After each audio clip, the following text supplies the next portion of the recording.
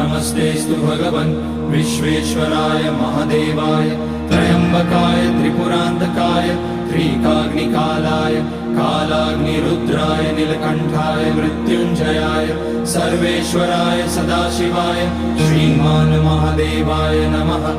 ॐ नमः शम्भवाय च मयोभवाय च नमः शङ्कराय च मयस्कराय च नमः शिवाय च शिवतराय च।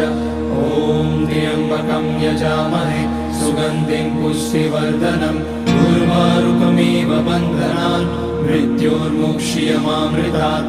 नागेन्द्रहाराय त्रिलोचनाय भस्माङ्गराय महेश्वराय नित्याय शुद्धाय दिगम्बराय तस्मै नकाराय नमः शिवाय। मन्दाकिनी सलिलचन्दन चर्चिताय नन्दीश्वर प्रणतनाथ महेश्वराय